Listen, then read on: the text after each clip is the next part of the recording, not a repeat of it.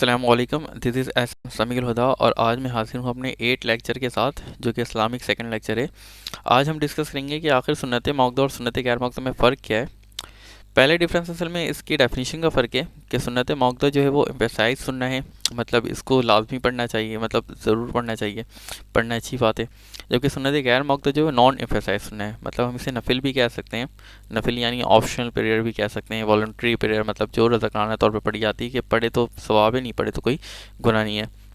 लेकिन इसे फिर भी पढ़ लेना चाहिए क्योंकि शैतान ये इस तरह करता है कि आपसे वो पहले कहते हैं नफिले छोड़ दो, पढ़ना ज़रूरी नहीं है, फिर आप सुन्नत गैर मौक़ूदा छोड़ने लग जाते हैं, फिर आप सुन्नत मौक़ूदा छोड़ने लग जाते हैं, फिर इस तरह वो आपसे वाजिब छुड़ाता है, फिर फ़र्ज़, इस तरह एक एक दर्जा ब दर्जा वो आगे बढ़ता है।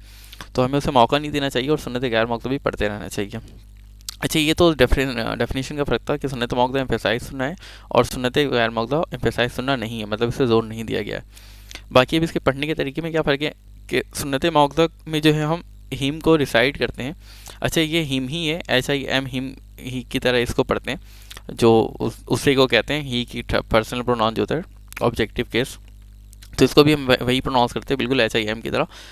सुन्नत मौक़ूदा के अंदर हम सना को पढ़ते हैं सिर्फ पहली रिकात के अंदर, ठीक है, यानी तीसरी रिकात में कोई सना नहीं पढ़ी जाती है। लेकिन सुन्नत गैर मौक़ूदा में क्या होता है कि सना को हम पहली रिकात में ही पढ़ते हैं और तीसरी रिकात में ही पढ़ते हैं, फर्स्ट एंड थर्ड रिकात। अच्छा, दूसरा फ़र्क क्या है कि इसके अंदर हम लाजमी फॉलो करते हैं obligatory and essential prayer pattern को। ऑब्लिगेटरी मतलब फ़र्ज़, एसेंशियल मतलब वाजिब, मतलब जिस तरह फ़र्ज़ और वाजिब पढ़ी जाती है बिल्कुल उसी तरह हम सुन्नत मौक़ूदा पढ़ते हैं। यहाँ भी देख सकते हैं आपके जिस तरह सुन्नत फ़र्ज़ और वाजिब के अंदर हम सिर्फ पहली रिकात के अंदर सना पढ़ते हैं, उसी तरह सुन्नत मौक़ूदा में भी कर रहे हैं। लेकिन सुन्नत गैर मौक़ूदा में क्या होता है कि हम सेकंड रिकात के अतहियात में दुरूद शरीफ पढ़ सकते हैं, सुनना है। अच्छा, ये भी याद रखिए फ़र्ज़ और वाजिब नहीं है, ठीक है, जैसे इसमें तो पढ़ना ही नहीं है, सुन्नत मौक़ूदा में तो फ़र्ज़ और वाजिब के पैटर्न पे चलना है, यानी अतहियात ख़त्म हो तो आपको दुरूद शरीफ नहीं पढ़नी है आगे, बल्कि आपको तीसरी रिकात के लिए खड़े हो जाना है, उठ जाना है। लेकिन सुन्नत गैर मौक़ूदा में आप चाहें तो दुरूद शरीफ पढ़ सकते हैं, अच्छी बात है पढ़ना, कोई बुरी बात नहीं है, लेकिन नहीं पढ़े तो कोई मसला नहीं है। लेकिन सुन्नत मौक़ूदा में तो आप पढ़ ही नहीं सकते, आपको नहीं पढ़ना चाहिए। तो ये दो मेन डिफरेंस है। पहला मेन डिफरेंस क्या है कि आपको सना सिर्फ पहली रिकात में पढ़ना है सुन्नत मौक़ूदा में, जैसे फ़र्ज़ और वाजिब में पढ़ते हैं, और इसी तरह आपको एहतियात के बाद कोई दुरूद शरीफ नहीं पढ़ना है सुन्नत मौक़ूदा में, जैसे आप फ़र्ज़ और वाजिब में नहीं पढ़ते हैं। और सुन्नत गैर मौक़ूदा में क्या होता है इसका उलट, कि आप पहली और तीसरी रिकात में भी सना पढ़ते हैं, यानी फ़र्ज़ और वाजिब से बिल्कुल अलग तरीके से, और एहतियात के बाद आप जो है दुरूद शरीफ पढ़ सकते हैं, ठीक है। सुन्नत गैर मौक़ूदा में नहीं पढ़े तो कोई बात नहीं, लेकिन पढ़ सकते हैं।